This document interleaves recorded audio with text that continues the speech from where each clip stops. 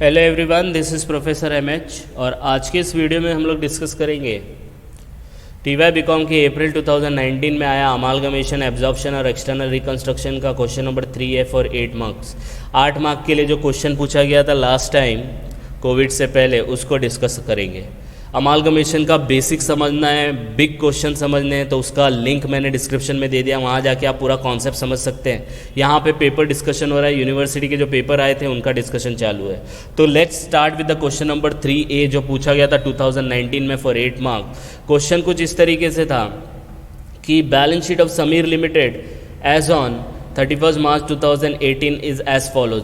तो समीर लिमिटेड करके कोई कंपनी थी जिसका बैलेंस शीट दिया था और बैलेंस शीट कुछ इस तरीके से था। उसके बाद आपको जो इन्फॉर्मेशन दिया गया था, यहाँ पे अनिल लिमिटेड नहीं है, ये रुपीज़ है, ये बाय मिस्टेक हो गया है, दिस इज़ रुपीज़। ओके, फिर इसके बाद दिया है कि Mala limited took over all the asset. अब देखो समीर लिमिटेड है, इस कंपनी को कौन टेक ओवर कर रहा है? माला लिमिटेड, बराबर है, मतलब इसको खरीद रही है। आपके सिंपल लैंग्वेज में बोल रहे खरीद रही है। Taking over all the assets and liability, तो जिसकी जितने भी एसेट्स हैं, जितनी भी लाइबिलिटीज़ हैं, सब कौन लेके जा रही है? माला लिमिटेड लेके जा रही है। At book value, book value का मतलब होता है बैलेंस शीट वैल्यू, और बैलेंस शीट वैल्यू मतलब यही लेने का है। Except machinery are valued at 10% above, मतलब मशीन को 10% ज़्यादा लेना है और स्टॉक को 60,000 पे लेना है। मतलब सब एसेट को और लाइबिलिटी को लेके जा रही है, लेकिन मशीन को बोल रही है मैं 10,000 ज़्यादा पे लेके जाऊंगी और स्टॉक को सिर्फ 60,000 पे लेके जाऊंगी।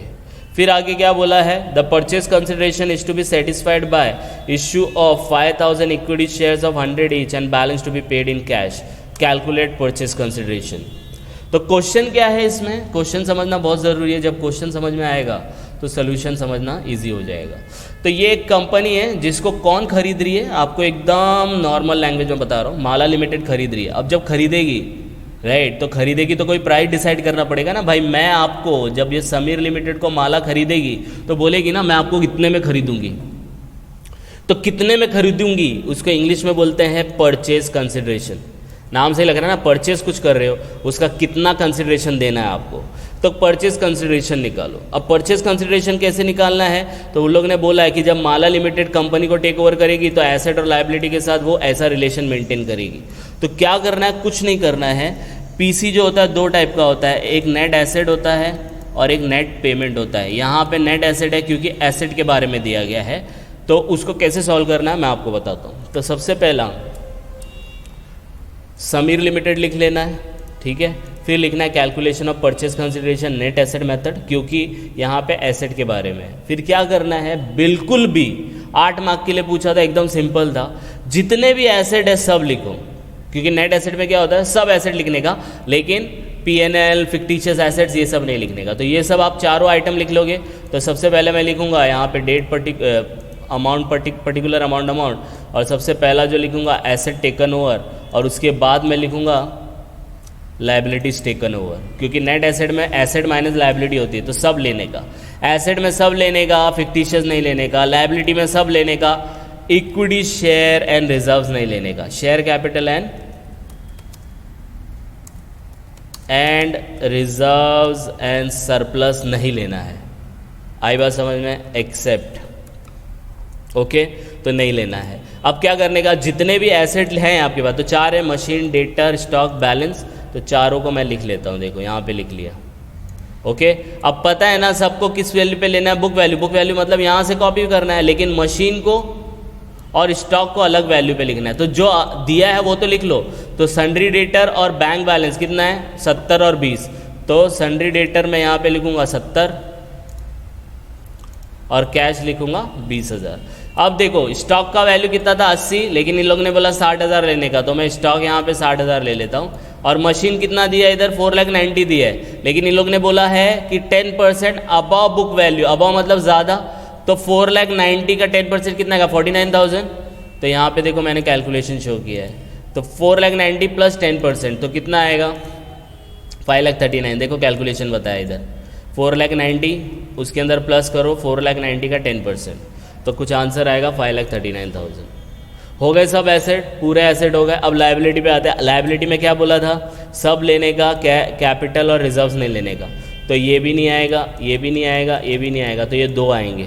तो ये भी कितना, 1 लाख और 3 लाख है। इसके बारे में कहीं पे भी एडजस्टमेंट में नहीं दिया है, तो सीधा जाने का दोनों का amount as it is ditto लिख देने का, 1 लाख और 30,000। आई बात समझ में, यस और नो। तो सब हो गया एसेट और लायबिलिटी, समझा कि नहीं समझा। अब इसको माइनस कर देने का, तो पहले करूँगा टोटल, एसेट का टोटल कितना आएगा 6,89,000, इसको टोटल करूँ। लायबिलिटी का टोटल कितना आएगा, तो इसका टोटल करो 1,30,000। 6,89,000 में से 1,30,000 माइनस कर दो तो आपको पीसी मिल जाएगा। तो ये आएगा आपका पीसी 5,59,000। तो माला लिमिटेड, समीर लिमिटेड को यहाँ पे वैसे माला लिमिटेड लिखेंगे हम लोग, लेकिन हम लोग यहाँ पे सिर्फ समझाने के लिए कि समीर लिमिटेड को बेच रहे तो कंसिडरेशन कैसे निकलेगा। तो 5,59,000 में माला लिमिटेड समीर लिमिटेड को टेक ओवर करेगी। अब बोलेंगे सर ऐसा क्यों, ऐसा इसीलिए कि जब कोई बंदा किसी कंपनी को खरीदता है तो ये देखता है ना, तो उसको क्या मिलेगा, जहाँ से उसको इनकम जनरेट होगा और कहाँ उसको पैसा पे करना पड़ेगा लायबिलिटी। तो दोनों में से जो माइनस करके बैलेंस बचेगा उतना वो सामने वाले को पे कर देगा। आई बात समझ में। तो ये हो गया 5,59,000। अब क्या करेंगे, अब नेक्स्ट क्या बोला है, the purchase consideration was satisfied by issue of 5,000 equity shares and balance paid in cash. अब ये 5,59,000 आ गया। अब इसको पे कैसे करेगी माला लिमिटेड, बोल रहे हैं ना सेटिस्फाइड बाय माला लिमिटेड, ये 5,59,000 कैसे पे करेगी, तो बोल रही है 5,000 इक्विटी शेयर इश्यू करके।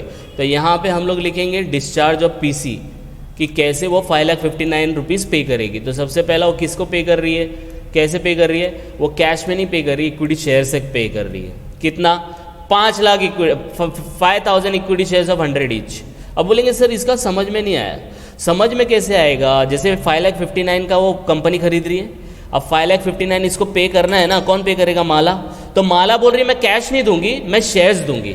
तो बोले ठीक है, शेयर्स कितने देगी, वो 5,000 शेयर्स देगी। तो बोले चलेगा, कितने के भाव से, 100। तो आप लिखेंगे यहाँ पे 5,000 equity share at the rate of 100, कितना आएगा 5 लाख। लेकिन बोले सर 5,59,000 है, तो बैलेंस बोला है ना, balance to be paid in cash. तो बैलेंस कैश कितना आ जाएगा, सेकेंड कैश 59,000 और इधर टोटल आ जाएगा 5,59,000। समझ में आया। This was asked for 8 marks, एकदम सिंपल है, कुछ भी नहीं कॉपी पेस्ट था। ठीक है, तो गो थ्रू करो, कुछ लगता है तो कमेंट करके बता सकते हैं। और फिर लिंक दे दिया है डिस्क्रिप्शन में, आपको समझ में आ जाएगा कि कैसे इसको सॉल्व करना है। और डीप में समझना है टॉपिक को तो लिंक डिस्क्रिप्शन में है, बाकी सब वीडियो का आप देख सकते हैं। तो गो थ्रू इट, कुछ डाउट आएगा तो please comment and please like and subscribe for more videos. Thank you.